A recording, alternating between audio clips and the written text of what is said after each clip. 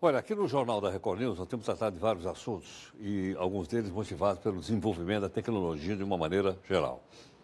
Hoje nós vamos conversar a respeito da possibilidade de perda de emprego no futuro. Nosso convidado é o Arthur Igreja. O Arthur é sócio investidor da plataforma AAA. Arthur, muito obrigado pela participação. Bem-vindo aqui no Jornal. Muito obrigado. Arthur, quando você fala em perda de emprego, as pessoas realmente ficam assustadas. Eu já vi números muito grandes, né? Para 2030, 2050, por aí afora. Qual é o maior responsável pela perda de empregos que existem hoje? Bom, eu acho que o primeiro ponto é substituir o termo perda de emprego por substituição. Então, historicamente, o que a tecnologia... Sem sombra de dúvida, o principal responsável é a tecnologia.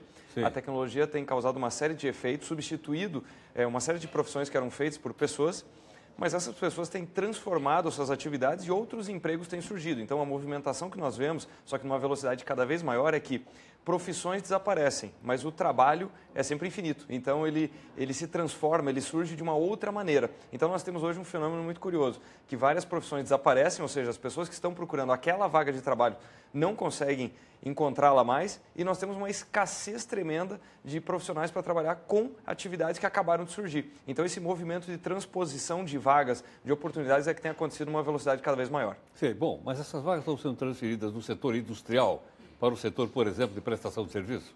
Sim, mas além disso, o que tem acontecido isso tem invadido inclusive o setor de serviço. Então, a grande novidade que a tecnologia traz agora, especialmente pela inteligência artificial, que até então o setor de serviço, por ser algo muito específico do ser humano, era um setor até então entendido como preservado.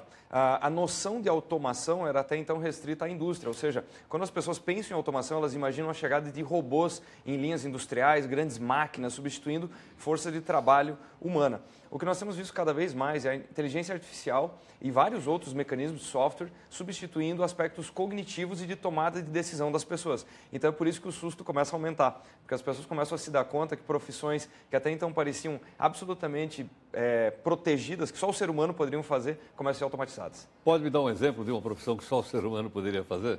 Olha, a chegada da automação começa a ser discutida, inclusive, em áreas como a medicina. Então, medicina. O ano passado, mais de 1,4 milhões de americanos já foram operados por robôs, seja integralmente pelo robô ou assistidos por um médico. O médico estava participando, inclusive, de mais de uma cirurgia ao mesmo tempo. Fala-se agora na automação do piloto de avião. Então, isso traria uma economia gigantesca. Ainda é inimaginável para a maioria das pessoas entrar num avião que não tem piloto algum, mas algo que seria há 10, 15, 20 anos inimaginável começa a ser discutido seriamente. Sim. Esses elementos de inteligência artificial é o que a gente chama de bots ou robots. É parte disso. Então, o que nós temos Porque visto... hoje, por exemplo, existem bots que são capazes de escrever notícias. Estou com o meu emprego também ameaçado. Exatamente. Que ele é capaz de escrever uma notícia do começo, meio e fim. Daqui a pouco ele vai sentar aqui e eu vou ter que ir embora. Pois é. Então, esses chatbots que são capazes de condensar informação e até entender como que as pessoas processam informação, têm sido muito usados no atendimento.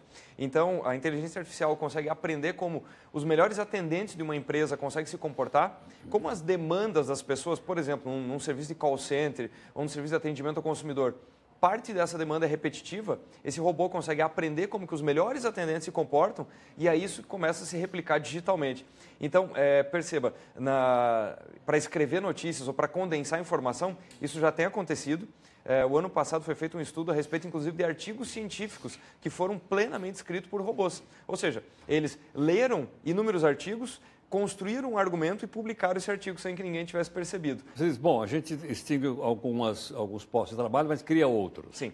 Mas com a velocidade que a gente está extinguindo, será que a gente vai gerar um número de desempregados maior? Esse é o ponto central. O desafio é exatamente as pessoas conseguirem identificar essa transição e se preparar. Porque, perceba, nós tínhamos um modelo industrial de educação até algumas décadas atrás, onde a pessoa estudava por um período e passava por uma transição para então trabalhar o resto da vida nessa profissão. É esse cenário que desaparece, porque ela vai passar por múltiplas profissões ao longo da vida, porque várias delas vão desaparecer no caminho. Então, o grande desafio é identificar essas ondas e conseguir se reposicionar e conseguir ter essa capacidade de adaptação, essa capacidade de desconstruir o saber e aprender sempre. Isso é uma tendência global já verificável? Sem sombra de dúvida. Então, as profissões, elas elas eram um somatório de algumas competências que as pessoas buscavam, seja na faculdade, no MBA, na pós-graduação, e elas estavam muito alinhadas com as competências de mercado por um determinado período. Porque as mudanças que aconteciam nas empresas, nos mercados, elas aconteciam em décadas. Agora nós passamos por mudanças que são de anos para nos falar de meses e semanas. Nós temos vários casos de empresas que eram muito vitoriosas, que eram símbolos do seu mercado, que 3 anos depois elas não existiam mais. Porque aconteceu uma ruptura tecnológica, isso que nós chamamos hoje de inovação disruptiva, que muda completamente o campo competitivo naquela área. Então o que tem causado nas pessoas? Qual é que é o reflexo nas pessoas? Potencialmente elas podem ter se preparado para uma profissão que deixou de existir. Então, hoje, muito mais do que a profissão, que é esse título que a pessoa carrega, ela buscar o desenvolvimento de competências. E elas também mudam ao longo do tempo. Então, o que nós temos visto cada vez mais, inclusive surge um fenômeno chamado de gig economy, que são pessoas que não trabalham em empresas, elas são a sua própria empresa, ela tem a sua própria carreira e não tem uma profissão definida. Então, ela tem um conjunto de habilidades, um conjunto de competências e ela presta uma série de microtrabalhos e projetos para pessoas e outras empresas. Então, estima-se que no futuro, por volta de 40% da força de trabalho mundial vai atuar nesse modelo. Ou seja, ela não vai ter uma profissão definida, mas ela vai estar prestando serviço através de plataformas digitais. Alguém escreveu um livro, estou tentando me lembrar o nome dele, que acho que foi o Jeremy alguma coisa, dizendo o seguinte, o fim do emprego. Você já leu esse livro? Sim. Já, né? Jeremy... Enfim, tem vários livros de sucesso, um deles é esse. Quer dizer, nós estamos então indo para o fim do emprego, mas não do trabalho, é isso ou não? Sem sombra de dúvida, estou muito convicto disso, eu também concordo com essa linha. O emprego ele está ficando cada vez mais escasso. Um dado que é muito interessante de acompanhar é o número de vagas de trabalho que as 5 maiores empresas do mundo acabam ofertando. Então, se nós voltarmos meros 10 anos no tempo, há 10 anos atrás, as 5 maiores empresas do mundo, elas empregavam um pouco mais de 1,4 milhões de pessoas. Passados 10 anos, o perfil dessas empresas mudou, ou seja, grande parte dessas empresas eram petrolíferas. As 5 maiores empresas do mundo hoje são de tecnologia. E justamente por elas ganharem uma escala maior com a tecnologia, elas empregam um pouco mais de 600 mil pessoas. Ou seja, nós temos menos vagas de trabalho formais, menos vagas formais, com uma geração de valor muito maior, mas um alto grau de automatização. Então o emprego tem se tornado mais escasso.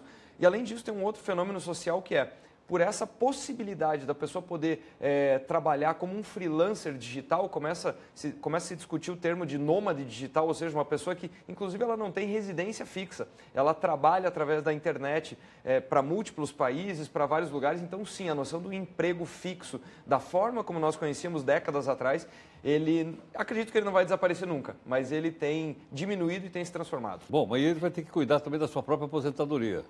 Exatamente. Então, essa, no momento de discussão da reforma da Previdência... Ele não vai ter do Estado, a não ser que ele contribua. Exatamente. Então, sim, essas pessoas elas têm que ter a noção de que tem esse lado glamuroso, mas tem um lado de responsabilidade de preparar o seu futuro. Claro. Não só a aposentadoria, como também seu plano de saúde. Exatamente. Para não recorrer, então, ao Serviço Público de Saúde, se é que é possível. Que é uma discussão que surgiu já, especialmente na França, mas chegou em vários outros países com a chegada do Uber. O Uber é um exemplo muito bom, uma plataforma de colaboração de pessoas, mas eles não são funcionários do Uber. E aí começou toda uma discussão de qual que é a segurança social que essas pessoas têm. Ok. Arthur, muito obrigado, prazer em conhecê-lo. Muito obrigado. Muito obrigado, bem-vindo. Bom, aqui conosco, então, o Arthur Igreja, sócio investidor da plataforma AAA. Você viu a importância daquilo que ele está dizendo aqui, em função das grandes transformações pelas quais a humanidade está passando.